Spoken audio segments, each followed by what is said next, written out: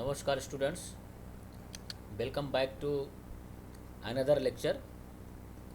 And in this lecture I will start a new topic of your syllabus, and this new topic is quite different from whatever we have learned till now. If we remind from the very beginning of the syllabus, so we have learned first electrostatic. In electrostatic part, we have calculated electric field, potential, energy, these things, by assuming that the source charges, they are stationary, means they are static. So that is why the phenomena what we have called electrostatic, because the source charge were assumed to be stationary. And then we have moved forward and started again a new topic, that what I have called, that is magnetostatic. And if you remember, in case of magnetostatic, what we have taken, this magnetism has come into the picture when a charge is moving with a constant velocity, and that motion of charge that give a stationary current or steady state current. So whatever magnetic property or magnetic forces has come into the picture, that is due to the flow of current. And remember, the flow of current must be an steady state current or stationary current. So that is why this part of whatever we have learned, that is called as magnetostatic. In case of electrostatic, charge were stationary. In case of magnetostatic, the current is stationary, and that is the difference between electrostatic and magnetostatics. So don't confuse with static, that what magnetostatic or electrostatic. In static part, static means stationary. In case of magnetism, the current was stationary, that was steady state current. In case of electrostatic, the source charge were stationary. So that is why the name come electrostatic and magnetostatic.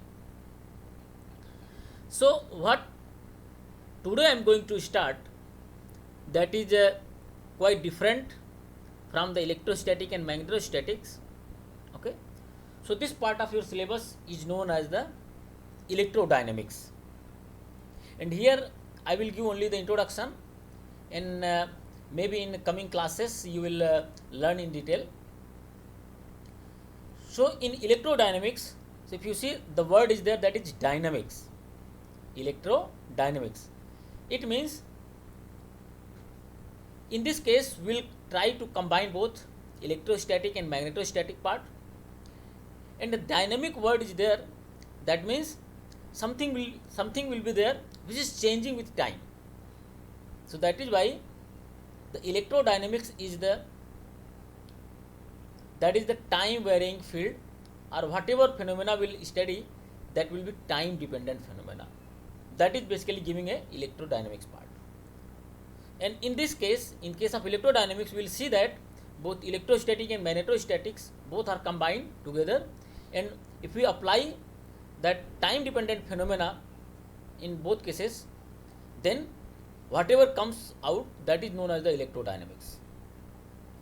So in order to understand electrodynamics, or time varying field or time dependent phenomena, let us introduce some basic things which you might have learned already in your 10+2 classes. Okay, but I will try to again remind you. Let us say we have a wire, okay, it's a piece of wire, or we have a circuit. Let us say this circuit is connected with the battery. To make a current flow within the circuit or through the wire, what you have to do? We know that current is I is equal to Q upon T. That means we have to push the charge from one place to another place. When there will be displacement of charges from one point to another point, or from here to here, then obviously there will be a current flow. And how fast we are pushing the charges and how fast these charges are moving within the material, that depend upon the nature of that particular material. Means of what material this wire is made of what material this wire is made of. And obviously in order to flow of these charges, we may require some external forces also.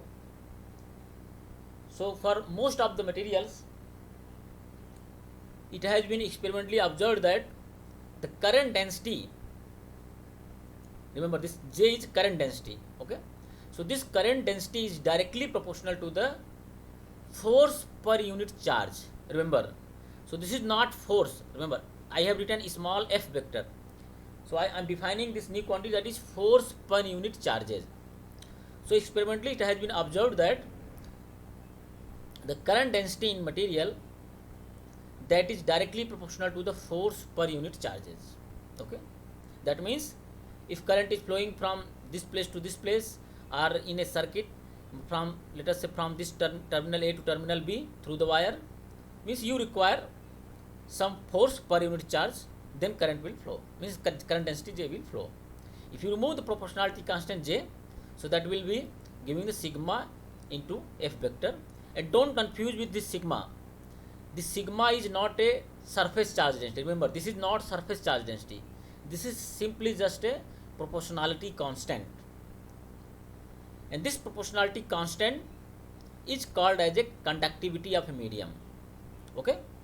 So this sigma is called as a conductivity of a medium, and don't confuse with a surface charge density, what we have learned in electrostatic. Okay? So in order to flow this current from this wire, let us say piece of a material, or in a circuit from this terminal A to terminal B through a wire, we require some external force per unit charges. If you remember, if you see this circuit, so this circuit, in this circuit we have a battery, and in battery we know there is a chemical energy, chemical force, chemical energy is there.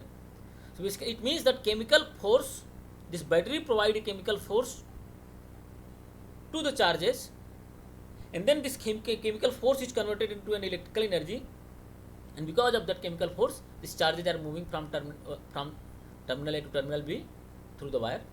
Okay. So these forces may be several times, may not only, here I have shown that is chemical force. This force may be gravitational force, this force may be electromagnetic force, this may be chemical force, this force may be mechanical force, any kind of force may be there. But what we require to push all the charges, means charges from one point to another point. Then if charge will move, then current will flow in the circuit. That's what we require. So I have written here forces, that external force, that may be chemical force, gravitational force, electromagnetic force.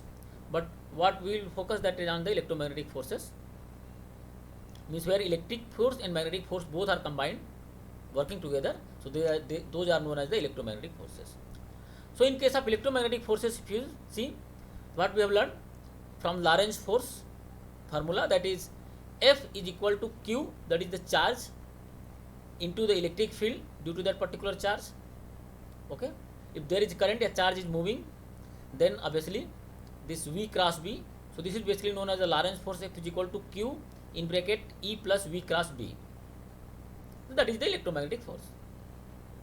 But we have defined, in order to flow a current density, what we require? We require force per unit charge. So if you find out the force per unit charge here, so what will get? So that force per unit charge, this F is equal to capital F upon Q, so that will be E plus V cross B. Remember, then this F, small f, that is force per unit charge, this will be called as a F magnetic, F electromagnetic. Okay.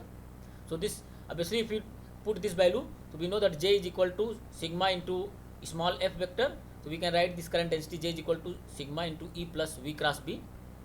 Okay. But if you see here, velocity may be very small, This charge is moving with a very small velocity because of the applied external electric field. So one can neglect or one cannot neglect. If you neglect this V, or if magnetic field is not present, then this term will be cancelled out, this term will be 0, then we will get J is equal to sigma into E. And if you clearly look this formula, that is J is equal to sigma into E, so this is basically what? This is basically a Ohm's law. So this is basically a Ohm's law, where sigma is known as the conductivity of material, and inverse of sigma in several textbooks you might have learned. If you take inverse or reciprocal of sigma, that is 1 upon sigma, is known as the resistivity of that particular material, and the resistivity is a intrinsic characteristics of that particular material. Okay. So now if you move little forward, so we know that for a good conductor, obviously for a good conductor, if you see, means metals are a good conductor. In case of metal or in case of good conductor, we know that electric field inside the good conductor is equal to 0, because we have learned in case of electrostatic, if a conductor is there, so there will be no charges inside the material. Whatever charge you will put, that charge will come at the surface of that particular conductor. That is the property of conductor. Means charges will not reside inside the material, okay, and charges will come at the surface of the conductor. So that is why electric field inside conductor, that is equal to 0. I have taught in a separate lecture. That means if you try to find out electric field, that current density J is equal to, we know, sigma into E, or if you write E is equal to J upon sigma, that means that is equal to 0. In order to become this E is equal to 0 within the conductor, that means your sigma must be infinite. This means conductivity of a conductor is basically, it can be assumed as infinite. Okay. That means conductivity is a very, very large in case of a good conductor and in case of a metal. Even current is, if you see here, E is equal to 0, even this J is there, current is there, this current density is there, J is not, let us say, even if J is not equal to 0, even though electric field inside is equal to 0. That means even in absence of electric field, some current density is flowing within the conductor.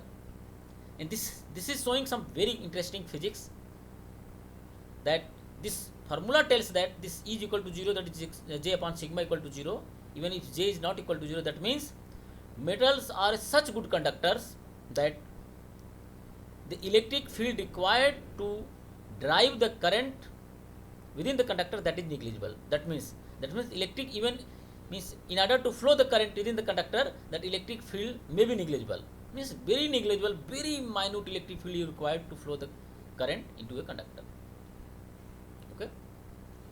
And similarly, if you convert this formula, what we have learned, this J is equal to sigma into E in terms of voltage and current, that was in current density and voltage, current density and electric field. If you convert this formula, so you can find out V is equal to Ri. Okay.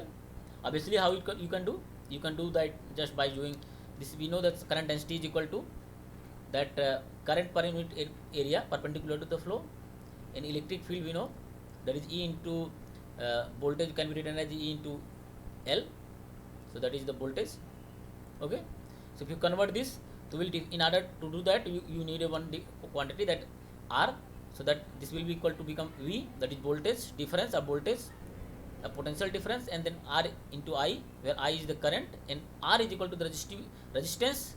And this resistance is equal to resistivity rho into L upon A, where rho is the resistivity of the material, that is intrinsic property, L is the length of the material, and A is the cross sectional area. So that is the resistance of the material. So that again, this is again same, so that is J is equal to sigma into E, that is V is equal to Ri, that is Ohm's law. So this is something basic what we must know before starting the electrodynamics. So in case of electrodynamics, let us try to understand electromotive forces. As I discussed here, in case of, you see that if you have a battery and the wire of the terminals, two terminals of the wire that is connected with the terminal A of the battery and terminal B of the battery, one is in positive and other is the negative, then we know that current is flowing within the battery. In order to flow the current, as we have learned in previously that we must require some external force per unit charge to push whatever charges are present into the conductor from one point to another point, then a current will flow. Okay. In this forces, that what we require, this may be anything, it may be electromagnetic, it may be mechanical force, it may be chemical force, it may be gravitational force, it may be anything. And if you see this circuit, here we are observing some current, I is flowing from one point to another point through the wire. So we can say that it means there is some net force acting on the charges, per unit charges, in order to flow the current. Okay. So if we write the net force which is acting on the charges, let us say that is small f. Remember, this small f is a net force per unit charge. Remember. So this can be written as a, obviously we know in order to flow the current, as we have learned previously, that in case of battery, this battery is providing a chemical force, means by converting chemical energy into electrical energy, and then this is applying a force per unit charge, and that is why charges are moving from point A to point B and the current is flowing. Okay. That means here two type of forces are working on the circuit. Okay. That means here two type of forces are working on the circuit. One force is because of that is physical agency, which is responsible for the force. So this is maybe called as a source force. Okay, this may be called as a source force, which is ordinarily confined to one portion of the loop of the battery. Obviously that is basically due to the battery, that is confined within the battery. So this is due to that is Fs. This force is due to the source force. Here what we are taking the chemical force just to push the charges from one point to another point. Okay. And another force is also working when these charges are pushed from the battery, then charges are moving from here to there. Another force is there, that is known as the electromagnetic forces. We know that is electric forces. So that is electrostatic forces. We know that F is equal to Q into E. If you define the per unit charge force, so that is F upon Q, so that will be electric field. Okay. That means there are two forces are working in the complete circuit with the battery and this wire. Okay. One force, that is source force, which is creating, later on we will understand, which is creating a potential difference. I will explain in detail. By converting this chemical energy into electrical energy, then charges are moving, and then electrostatic force is acting on the charges. Okay, on per unit charge. So total net force on the in this circuit, that will be equal to F is equal to Fs plus Q. Okay. So if we define, let us define a new quantity that is known as the electromotance or electromotive forces. Don't confuse with electromotive forces, because what we are calling that electromotive forces, these are not really a force. This electromotive force is not really a force, but the name electromotive forces comes because of some historical perspective. So that is why this name is given electromotive forces, but this is not really a force. Okay, don't confuse with that. So that is electromotive forces. That means the battery is creating some electromotive forces, and those electromotive forces, electromotance, is deriving the charges from one point to another point, and then flowing a current within the circuit. Okay, that means if we define a new quantity that is known as the electromotance, electromotive forces. So if you take line integral of this complete circuit, let us say this, if we start from circuit here to A, to go this way to B, and then B to A, means this is making a complete circuit. So this A to B, B to A, so this is making complete circuit. So we can write a line integral of closed path, that force per unit charges, that F into dl. So that is basically known as the, we know that is work done, means some work has been done on the circuit, and this work done is basically what we are defining, because we are taking force per unit charges, so we are defining that is known as the electromotive forces, yeah, electromotance. As I tell that don't confuse with forces, because this is, if you see, that is basically really work done on per unit charges. Don't confuse with forces.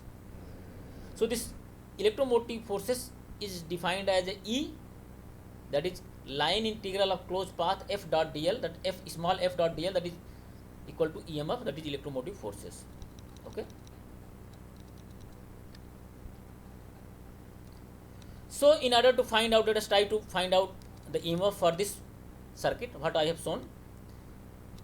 So we can write the electromotive forces if you break the closed integral of path. So what we have chosen? We have chosen one path from A to B, that is outside of the battery, and then let us say B to A inside the battery, or one can take A to B inside the battery and B to A outside of the battery. Whatever you want, you can take. If you choose that, so one can write this electromotive forces, yeah, electromotance, that is equal to E is equal to line integral of closed path f small f vector dot dl is equal to, again, line integral of closed path. Here f is composed of two things, as I have discussed here. Small f, that is basically Fs, that is because of the source force and the electrostatic force, okay, per unit charge. So that is Fs plus E dot dl. It means if we want to break, we can break this integral in two parts. So this is basically, let's say, B to A, yeah, A to B. So here basically B to A inside the battery, and this is A to B outside of the battery through the wire. So this is purely electrostatic force, and this is the because of the source force per unit charge. So this electromotance can be written as a integral. So here one can remove the closed path integral. If anyone want, you can remove this closed path. You can write thus for clarity. Let us say this is we can write this is B to A. So this is B to A, okay, integral B to A, and similarly this can be written as a not closed path integral A to B, okay, integral A to B. Why I am saying that? Because if you see this, we are writing this integral closed line integral closed path f dot dl, and this then we are writing this f is equal to basically summation of two quantity, that is Fs plus E. So we can break the integral. If you break the integral, so one can take integral from A to B outside of the battery, and then for completing the circuit B to A, that is inside the battery. So inside the battery, that is force Fs, okay, inside the battery, that is force Fs, and outside of the battery, that is force, that is E. So we can write integral B to A Fs dot dl. Don't consider this circle, okay, closed integral, Fs B integral BA Fs dot dl plus integral AB E dot dl. Now if you see here, integral E dot dl, that is what? Line integral E dot dl. If you take the line integral of closed path, we have learned in electrostatic, what? That is curl of E. Curl of E we know equal to 0 because of the conservative nature of the electrostatic field. That means if you take this outside of the battery, this line integral from this path, that is A to B, that line integral of E dot dl, because of the conservative nature of the electric field, this part, that is integral E dot dl, that will become equal to 0. Means closed integral E dot dl, that will equal to 0. That means this therefore we can write this electromotive forces, that F can be written as a integral, that is closed integral Fs dot dl, okay, equal to, that is closed integral F dot dl. Means it means whatever current was flowing in the circuit, what we have learned, that means that was because of the only source forces, that was the battery. Means battery was responsible for the current flow into the circuit, and the electrostatic forces cannot be responsible for the current in the circuit as we have learned that curl of E is equal to 0 because of the conservative nature of electric field. Okay, because of the conservative nature of the electric field,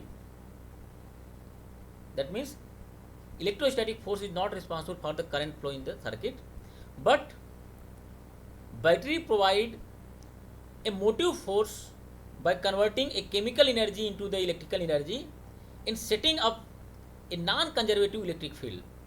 Remember, whatever we have got this f line integral of fs dot dl, that is basically a non-conservative. It means battery is setting up a non-conservative electric field within it. Okay, and this electric field is equal to, that can be written as E is equal to line integral of closed path fs dot dl. Okay, and because of this non-conservative field, the current is flowing within the circuit. Now,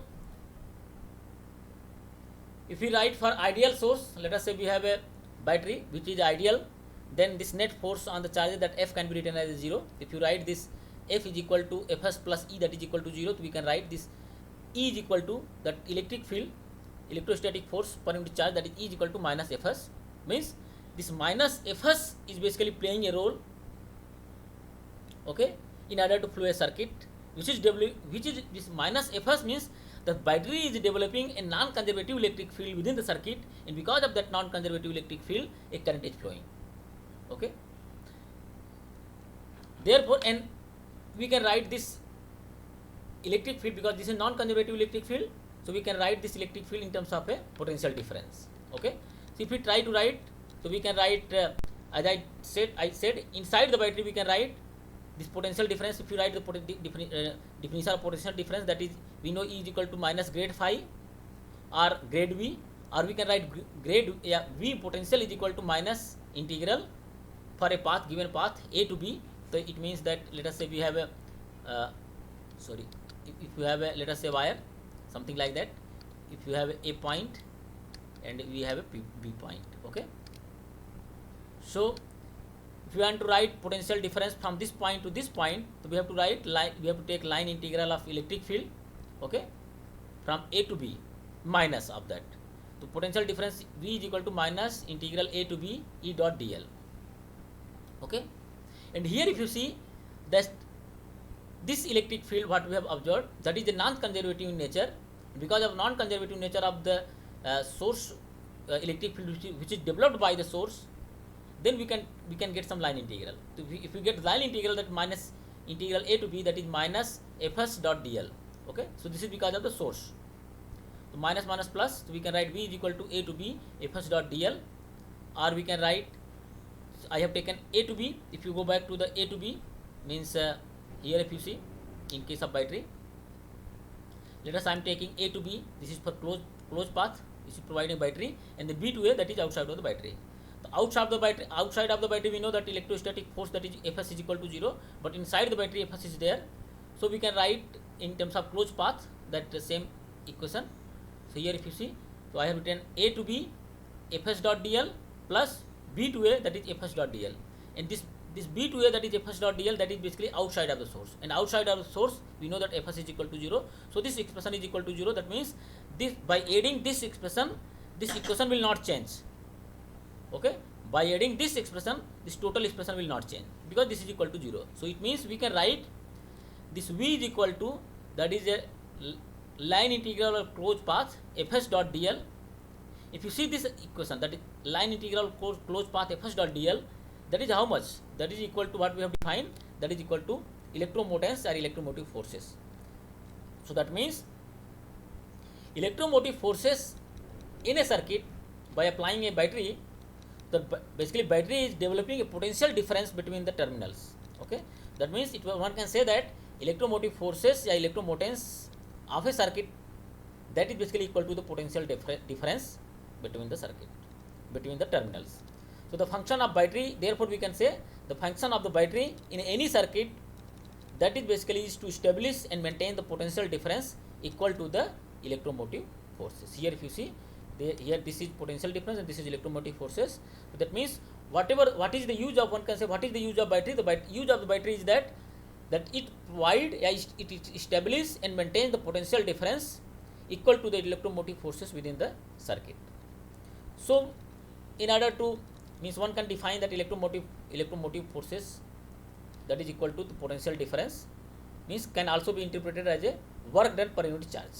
If you see this work, we need electromotive forces, that W upon Q. So that as I already discussed, line integral of E dot dl, that is basically work done per unit charge. So that means electromotive forces या electromotance can be defined as a work done per unit charges, or one can define the potential difference between the charges, a line integral of closed path between the charges. Thanking you very much for listening. So if you have any doubt, if you have any query, please feel free to contact. Thanking you very much.